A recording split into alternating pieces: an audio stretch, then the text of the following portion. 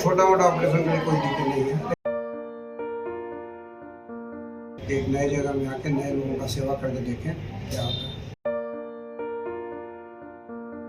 कोई भी इन्फेक्शन हो उनकी बीमारी का इलाज करेंगे, सर्जन तो हैं। 24/7 कर रहे हैं इसको हॉस्पिटल को, कि हमारे डॉक्टर साहब है 24/7। इसका मतलब ये था 6 ग्राम खून होता है, वो भी मतलब ये करके जाते हैं कि कोई बात नहीं। नमस्कार, मैं हूं निशा स्वास्थ्य न्यूज़। हम आपको तस्वीरें दिखा रहे हैं सफीदों के साई राम हॉस्पिटल से, जहां पर आज बेहद अच्छी फैसिलिटीज़ के साथ डॉक्टरों से मिलेंगे, हम जानकारी लेंगे। सफीदों के लोगों की शिकायत रहती है कि सफीदों में डॉक्टरों की बहुत भारी कमी है, कोई भी अगर उपचार करना पड़ता तो हम सफीदों से बाहर जाना पड़ता है। उस चीज़ को लेकर आइए साई राम हॉस्पिटल में हम जाते हैं, डॉक्टर साहब से उनसे जानते हैं कि वो क्या क्या फैसिलिटीज़ यहाँ देने वाले हैं और क्या क्या फैसिलिटीज़ उनके हॉस्पिटल में है। आप दिखा दें यहाँ पर हर तरह के रूम, और जो एक्सीडेंट केस है उसके लिए स्पेशली डॉक्टर साहब का ये कहना है कि किसी भी टाइम 24 घंटे में कोई भी आ सकता है और अपना इलाज करवा सकता है। हर 24 घंटे के लिए सुविधा है। कोई भी इंजरीज हो जाती है, किसी भी प्रकार की कोई दिक्कत होती है तो उसके लिए डॉक्टर अवेलेबल रहते हैं। 24 आवर्स यहाँ पर डॉक्टर अवेलेबल रहते हैं। हर तरह की प्रॉब्लम्स का आपको सोल्यूशन मिल सकता है। साई राम हॉस्पिटल में आप आ सकते हैं, डॉक्टर से बातचीत करेंगे। हमारे साथ डॉक्टर सीनियर डॉक्टर जुड़े हैं, उनसे जानकारी लेंगे, बातचीत करने की कोशिश करेंगे। सर नमस्कार।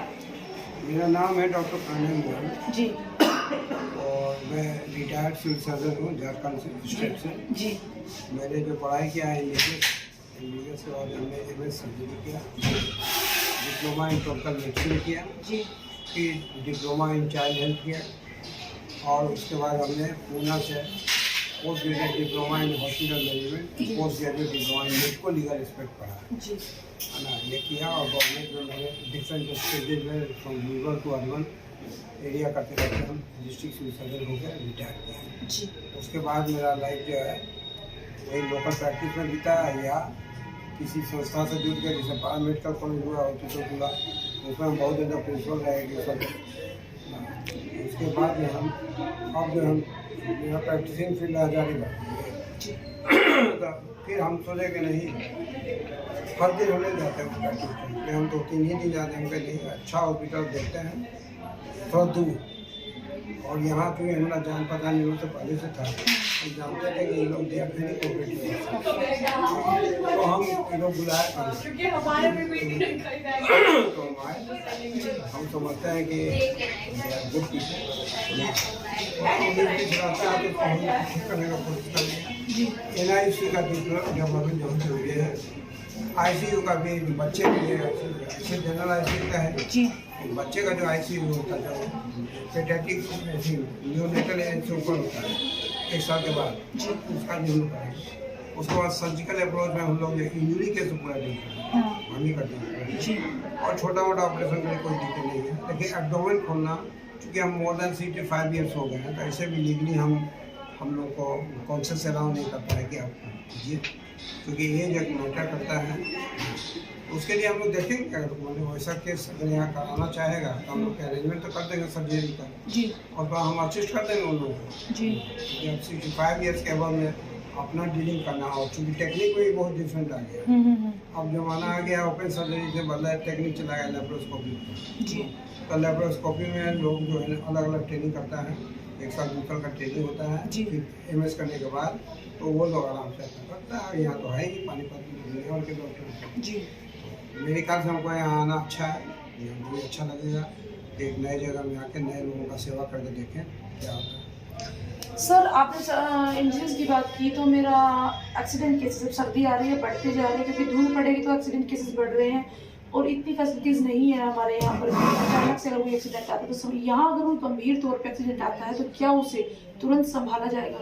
हाँ, मैक्सिमम कोशिश करेंगे इमरजेंसी जितना भी उसका हम इनपुट दे सकें हम लोग सब कुछ दे दें, ताकि जो भी बैंडेज होने का जो ज़रूरत हो, जो सर्जिकल जो बोन को बांधना हो, वो सब कर देंगे। वो सब करने के बाद उनको हायर सेंटर में भेज देंगे। ओके, तो सर आप हमारे साथ जुड़े हैं। डॉक्टर साहब, सबसे पहले आप अपना नाम बताएं और अपनी डिग्रीज बताएं और क्या क्या फैसिलिटीज़ इस हॉस्पिटल में और आने वाले को मिल सकती है, ये भी जानकारी हमें दें। नमस्कार, मेरा नाम डॉक्टर विशेष कौशिक है। मेरी डिग्री है MBBS MD रेडियो डायग्नोसिस। जी। मैंने MD की है रेडियो डायग्नोसिस, जिसमें अल्ट्रासाउंड, CT स्कैन और MRI की रिपोर्टिंग का एक्सपर्ट हूँ, जी। जो कि मैंने PGI रोहतक से प्राप्त की है। जी। तो हमारे यहाँ पे जो फैसिलिटीज़ हैं इस टाइम एक्सरेज हैं, हमारे पास एक्सरे की रिपोर्टिंग होती है, हम अल्ट्रासाउंड करते हैं। अल्ट्रासाउंड भी हम हर प्रकार के करते हैं, रंगीन अल्ट्रासाउंड, बच्चे के अल्ट्रासाउंड, कोई भी शरीर में कोई गांठ हो, थायराइड हो, कोई भी तरह की दिक्कत हो उसका हम अल्ट्रासाउंड करते हैं। रंगीन अल्ट्रासाउंड की सुविधा हमारे पास है। जी। हम गले की नसें, पैरों की नसों में कोई ब्लॉकेज हो उसका भी हम कलर डॉपलर करके अल्ट्रासाउंड करके उसकी सारी बीमारी बताते हैं। जी। हमारे पास इस टाइम NICU है, जिसमें NICU तो हम डेवलप करेंगे। हमारे पास इस टाइम अडल्ट ICU है, जो डॉक्टर साहब हमारे पास आए गए हैं, जो कि चाइल्ड स्पेशलिस्ट भी हैं, ये जेनेटिक मेडिसिन के स्पेशलिस्ट हैं, जो कि बूढ़ों की बीमारियाँ, हाइपरटेंशन, कोई भी इन्फेक्शन हो उनकी बीमारी का इलाज ही करेंगे। सर्जन तो है ही। तो अब हम आगे जाके पीडियाट्रिक ICU, जिसमें थोड़े से 11 से ऊपर बच्चे होते हैं, उनकी ICU इंटेंसिव केयर यूनिट होगी। हमारे पास नियोनेटल ICU की हम अब आगे सुविधा उपलब्ध कराएंगे, जिसमें छोटे बच्चे जो जस्ट पैदा होते हैं, जी, जी। वो क्रिटिकल स्टेज में होते हैं, उनके लिए ICU बहुत जरूरी होता है। जी। तो ये सारी फैसिलिटीज हमारे हॉस्पिटल में है। लैब तो है ही हमारे पास, अल्ट्रासाउंड, और दूसरी बात की कोई भी हॉस्पिटल नहीं है यहाँ पे सफीदों में जहाँ पे सर्जन और रेडियोलॉजिस्ट दोनों हो। रेडियोलॉजिस्ट यहाँ पे है ही नहीं कहीं पे। जी। तो सर अभी और क्या आगे जितनी अपनी फैसिलिटीज़ है, और आगे कितनी फैसिलिटीज़ आप कवर करना चाहेंगे अपने हॉस्पिटल के लिए? देखिए, अभी मेन तो ये है कि हम 24/7 कर रहे हैं इसको हॉस्पिटल को, कि हमारे डॉक्टर साहब है 24/7 इनको जो भी ट्रॉमा के केसेस आएंगे उनको 24/7 ही अवेलेबिलिटी चाहिए होती है, क्योंकि एक्सीडेंट तो बिना कोई टाइम बताए जाते हैं। तो बेस्ट यही होता है कि यहाँ पे आके उनको सारी मतलब फर्स्ट एड ट्रीटमेंट जो मिल सके, और यही हम आगे सोच रहे हैं। तो आपके पास कह रहे हैं डॉक्टर भी है, लेडी गायनेकोलॉजिस्ट है, लेडीज़ के लिए खास तौर से है आपके पास, हर तरह की फैसिलिटीज़ है आपके पास। तो एक छोटी सी जानकारी, अब जैसे आपको लग रहा है कि डेंगू बहुत ज़्यादा फैल गया है लोगों में, पीछे आपको पता था कोरोना बहुत फैला है, तो अभी अपनी तरफ से लोगों को कुछ हिदायत देना चाहिए, जो डेंगू फैल रहा है उससे कुछ हिदायत देंगे ताकि लोग बच सके इस चीज़ से। देखिए, डेंगू और ये जो बीमारियां हैं ये मोस्टली ट्रॉपिकल डिजीज होती हैं।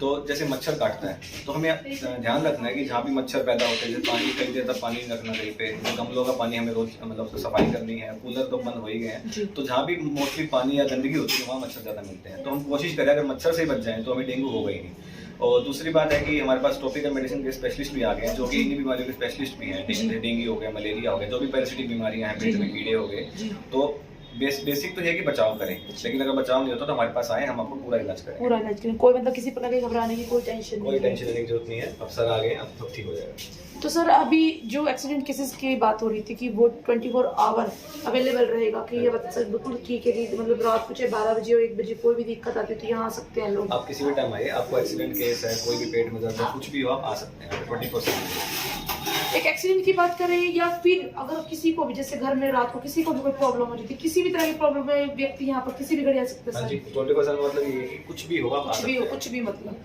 वो तो बाद में देखा जाएगा क्या है, पहले एक बार मतलब संभाल लिया जाएगा मरीज को, फिर आपको डायग्नोसिस बनेगा, फिर ट्रीटमेंट होगा। आपको कोई भी दिक्कत तभी तो हॉस्पिटल आएंगे।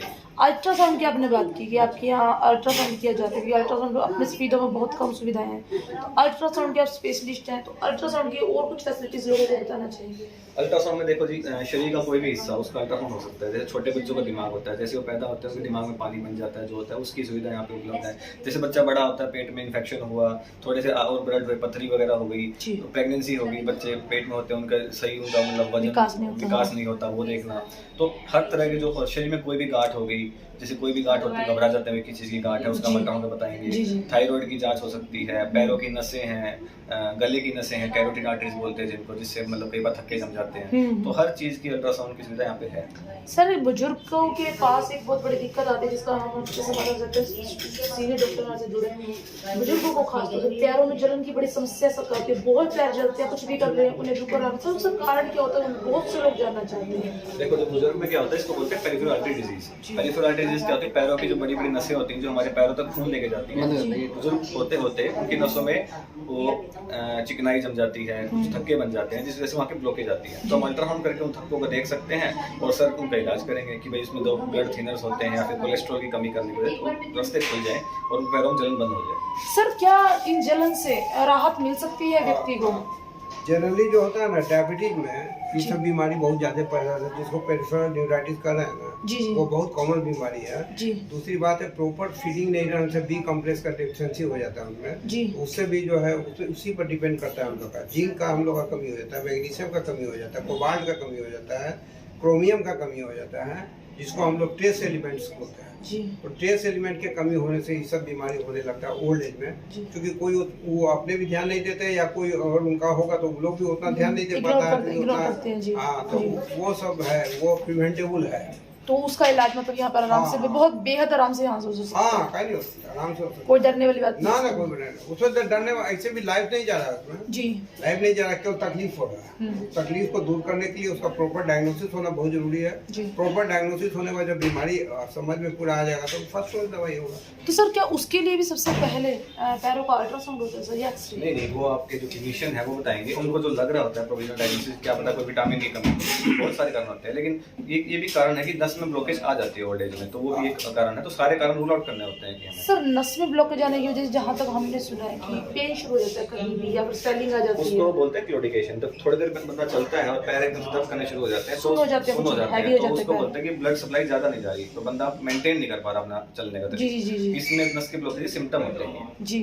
तो सर इसका इलाज जो है दवाइयों से हो जाता है सर, या फिर कोई जिसे हम कोई थेरेपीज करते हैं उससे हो जाता है सर? देखो, इलाज डिपेंड करता है कितनी सीवियरिटी का है। अगर ज़्यादा सीवियरिटी का है तो हमें नस में ब्लॉकेज हटानी पड़ेगी, कम सीवियरिटी का तो दवाइयों से काम चल जाता है, और डाइट भी मेंटेन करनी पड़ती है। डाइट सर, बुजुर्ग लोग होते हैं जो डाइट में बिल्कुल कंट्रोल नहीं करते हैं, आपने देखा होगा जो मन सर करता है खाते हैं, उसके बाद फिर कुछ ना कुछ प्रॉब्लम देखिए आती है, वोल्टेज हो जाती है। ऐसे लोगों को क्या कहना चाहेंगे? देखो, हम तो समझा ही सकते हैं, बाकी सर आगे पूरा कोशिश करेंगे, उनको पूरी काउंसलिंग करें उनकी, भाई कि इतना खाना है, इतना नहीं खाना, ये चीज़ जब तक डाइट कंट्रोल नहीं होगी तब तक दवाई भी ज़्यादा असर नहीं कर पाएगी। असर नहीं करेगी, मतलब उसके लिए कंट्रोल तो करना पड़ेगा, मतलब खाने पीने पे ज़्यादा खाने पीने कंट्रोल पे सारी बीमारी ही मोस्टली खाने पीने से ज़्यादा खाओगे तो हर चीज़ ज़्यादा ही, हर चीज़ की आज का खराब मतलब है ना जी। आज एक पेशेंट आया था जी, वो हम जो है मैनेज किए, पूरा डाइट हमने लिखा। ओके यहाँ से देखिए जी जी, हमें क्या खाना है क्या पीना है। देखिए डॉक्टर साहब कि मैम इसलिए आपको इसलिए चीज़ बता रहे हैं ताकि आप देख सकते हैं कि ऐसा नहीं है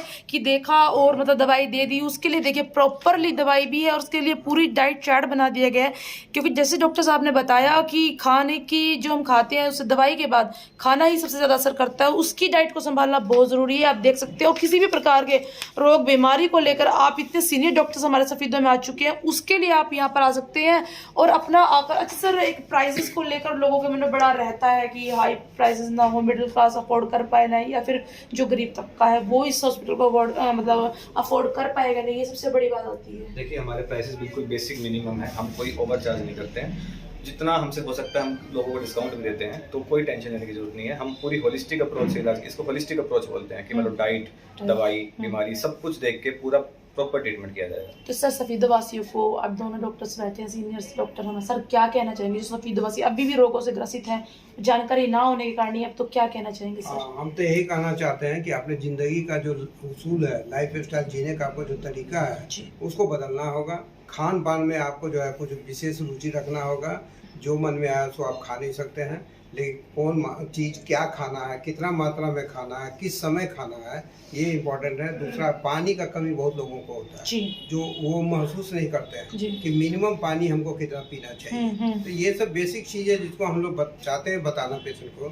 जो भी पेशेंट आएगा हम तो प्रॉपर्ली पूरा लिख देते हैं। आगे हम देखें, हम हम आपको पूरा डाइट लिख देंगे, किस तरह से आप खाइए, फिर बताएं, फिर बोला कि ओट मिल, ओट हम नहीं समझ रहे हैं तो उसको ओट लिख हम देखिए। दो तरह का ओट होता है, एक जो होता है प्लेन होता है, एक होता है मसालेदार ओट को आप पीस लीजिए मिक्सी में और उसको बेसन के साथ मिलाकर उसका छिलका बना खाइए, मोस्ट हेल्दी।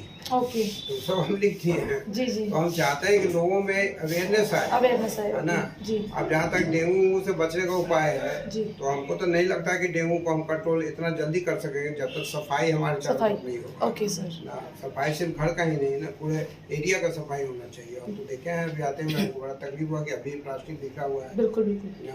इतना सफाई पर जोर दिया जा रहा है सरकार के द्वारा, सरकार के द्वारा भी, सेंट्रल गवर्नमेंट के द्वारा भी। तो हम चाहते हैं जब तक पब्लिक अवेयर नहीं होगा, तब तक कम से कम अपने घर के आसपास सफाई करिए ताकि सब बीमारी से बचिए। सर एक प्रश्न आता है, जब तक हम कई बार दवाइयाँ लेते हैं तब तक पेशेंट को काफ़ी रिलीफ मिलता है इन चीज़ों से, जैसे जलन है, जैसे दर्द है, कहीं पे बॉडी पेन है, और जैसे वो दवाइयाँ हम बंद कर देते हैं तो फिर वही से सिचुएशन आ जाती है। क्या ऐसा मतलब किस चीज़ को लेकर सर? उसमें देखिए गलती क्या होता है ना कि हम जनरली एनाल्जेसिक यूज करते हैं। Okay sir. जो गलत बात है, एनाल्जेसिक जो है मिनिमम यूज करना है, क्योंकि एनाल्जेसिक ऐसा हम लोग का ग्रुप ऑफ मेडिसिन है तो इमीडिएट फायदा तो देगा, जी। रोक दीजिएगा तो फायदा भी खत्म हो जाएगा, लेकिन हाँ इसका मतलब है कि हम उसका प्रॉपर डायग्नोसिस को कैच नहीं कर रहे हैं। ओके जब तक प्रॉपर बीमारी नहीं आएगा तो एनाल्जेसिक की टेम्पररी रेमेडी, ओके सर। तो जब तक आप दीजिएगा तो पेशेंट कहेगा हाँ हम ठीक फील कर रहे हैं, जब उसको खत्म हो जाएगा तो फिर हो जाएगा। जी। इसलिए डायग्नोसिस को समझना बहुत जरूरी है। डायग्नोसिस के लिए आपको ब्रेन का पूरा मेकअप करना पड़ेगा सर। तो उसके बाद फिर कभी मतलब जब इलाज होता है तो उसके बाद फिर पेशेंट्स को ऐसी कोई दिक्कत नहीं आती? दिक्कत नहीं होना चाहिए, लेकिन सवाल ये होता है कि पेशेंट पहले बात मानेगा तब ना। मतलब डाइट वगैरह हम मानेगा नहीं मानेगा? सबसे दिक्कत नहीं होता है। हम इनको आधा घंटा ज्यादा समझाए हैं जी। तब इनकी वाइफ को बीमारी था, तब वो जाकर समझे। चूंकि हरियाणवी लैंग्वेज थोड़ा हम लोग को बोलने का लहजा से अलग हो जाता है। जी बिल्कुल। एक स्टाफ को बुला के बोले कि नहीं बेटा तुम भी इनको बता दो जी जी अपने लैंग्वेज में क्या क्या हम बोलना चाहते हैं। जी जी जी सर। प्रॉपर ढंग से नहीं समझेंगे, ओके सर। आप हम भी उतना बात नहीं समझेंगे जितना ये लोग बोलेंगे। जी बिल्कुल। हम लोग तो प्लेन हिंदी बोलते हैं और आप लोग जो लच्छेदार बोलते हैं, घुमा के बोलते हैं। जी जी, हरियाणा की भाषा थोड़ी सी डिफरेंस है सर। जी बिल्कुल। बात तो हिंदी का ही बिल्कुल बिल्कुल, लेकिन बोलने का तरीका डायलॉग जो होता है वो अलग हो जाता है, डिफरेंट होता है सर। ओके इसलिए स्टाफ को बोला कि जब तक हमको समझ में नहीं आता है जी। तो जो हम कम्युनिकेटिंग वो करना चाहता है, चाहे ये जो कम्युनिकेट करना चाहता है हमको तो बताओ जी, ताकि वो मतलब सब प्रॉपर्ली समझ सके, कोई भी मतलब मिसअंडरस्टैंडिंग ना हो। मिसअंडरस्टैंडिंग। थैंक यू सर आपसे जुड़ने के लिए इतनी महत्वपूर्ण जानकारी, थैंक यू सो मच। आइए बातचीत करते हैं डॉक्टर अनुराधा देशवाल जी से, जो स्पेशल महिलाओं के लिए यहाँ हैं और बेहद अच्छी सेवाएं अपनी इस हॉस्पिटल में दे रही है। उनसे बातचीत करते हैं कि महिलाओं की किन किन रोगों का यहाँ उपचार हो सकता है और क्या क्या फैसिलिटीज़ इस हॉस्पिटल में उनसे मिल सकती है। नमस्कार मैम। मैम अनुराधा मैम, आप महिलाओं के लिए खास तौर से यहाँ हैं, तो महिलाओं को किस किस रोग के लिए यहाँ आ सकते हैं और किस किस चीज़ के लिए हमें यहाँ राहत मिल सकती है। और महिलाओं को आगे जैसे आप जानते हैं कि महिलाओं में कहीं ना कहीं कैल्शियम की कमी, आयरन की कमी बहुत सारी हो जाती है और लेडीज़ शादी होने के बाद तो अवेयर बिल्कुल नहीं रहती, क्योंकि वो सोचते हैं बस घर गृहस्थी है। और आप जानती हैं मैम, अगर वो अपना ही ख्याल रखती है तो पूरे परिवार को कैसे संभाल पाएंगी। तो इन सब सवालों का जवाब दें और महिला कैसे अवेयर रह सकती है उसके बारे में बताएं। उनकी इलाज के उसमें कहा जाए तो ऑलमोस्ट सभी चीज़ों का है। सफ़ेद पानी की दिक्कत है, किसी को महीने नहीं आते है ना, लेट आते हैं या बहुत जल्दी आ जाते हैं, बहुत लंबे समय तक चलते हैं, लगभग हर चीज़ का इलाज है ना। रही बात हाँ महिलाएं अपना ध्यान नहीं रखती, यहाँ पे मोस्टली पेशेंट आते हैं जो निकलते हैं इस तरीके से कि 7 ग्राम खून है, 6 ग्राम खून है, मतलब उन्हें बार बार मतलब वो करना पड़ता है कि भाई खाओ पियो आप खाओ, लेकिन नहीं कोई मतलब खाने पीने पे मेन फोकस होना मतलब बस अपने घर परिवार भी लगी रहती है, अपने प्रति मतलब बहुत ज्यादा लापरवाही, बहुत ज्यादा लापरवाही बरतती है, खाना पीना नहीं खाती, जिससे जो प्रेग्नेंट लेडीज होते हैं कभी कभार बच्चा कमजोर निकलता है बहुत ज्यादा, जिसकी वजह से तो और दिक्कतें आती हैं जी है ना। तो इतना समझाना पड़ता है, पर उसके बाद भी कभी कभार दवाई भी लिखते हैं तो वो भी नहीं देती हैं। अगर लेके भी चली जाती है तो घर पे अगर उनसे बाद में आके पूछो ना कि आपने दी है जी, वही दिक्कत है कि ना तो अपना मतलब खाने पीने पे ध्यान देती है। अगर आप ट्रीटमेंट कर रहे हो तो वो ट्रीटमेंट भी रेगुलर नहीं लेती है ना। तो दिक्कत मोस्टली यही है कि मतलब कहीं ना कहीं महिलाएं अपने प्रति अवेयर नहीं है, मतलब अपने प्रति कहीं भी जागरूक नहीं है कि अगर जब हम ये बताइए कि जब महिलाओं में खासतौर से आयरन की कमी, जैसे कैल्शियम की कमी महिलाओं में सबसे ज़्यादा होती है पुरुषों के मुकाबले, तो ऐसे में महिलाएं क्या कर सकती हैं? तो मोस्टली तो अपने खाने पीने का डाइट थोड़ा सा रेगुलर उसमें रखें है ना। Protein rich diet, fibre, carbohydrate, ये सारे मतलब अगर प्रॉपर रखेंगे ना प्रॉपर डाइट, तो मतलब डाइट मेन डाइट ही है, सबसे ज़्यादा वही है। अगर वही आप प्रॉपर नहीं रखोगे तो ऑब्वियस ही बात है कि आपका खून भी डाउन जाएगा, आपकी हड्डियों में कैल्शियम वगैरह में ये सारी दिक्कत आएंगी है ना। तो बस लेकिन वो अपना प्रॉपर डाइट कर ही नहीं पाते जी। तो चाहे आप कितना समझा लो, जितना ही कुछ कर लो पर वो उन्हें करना वही होता है जो वो खुद करते हैं, जो मतलब उन्होंने मन में सोच लिया होता है। हाँ चाहे आप कितना ही समझा लो जी जी जी है ना।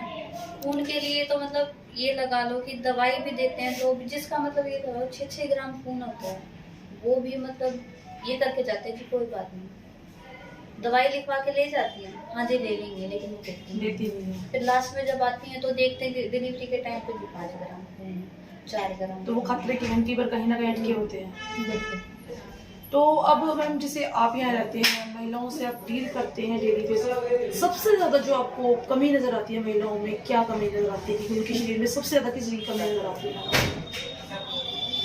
वीकनेस। डिहाइड्रेशन, पानी ही नहीं पीते। डिहाइड्रेशन तो मतलब अगर आप उनसे पूछने लग जाओ ना कि आप कितना पानी पीते हो, मुश्किल से हार्डली कहेंगे कि 1 या 2 ग्लास पूरे दिन।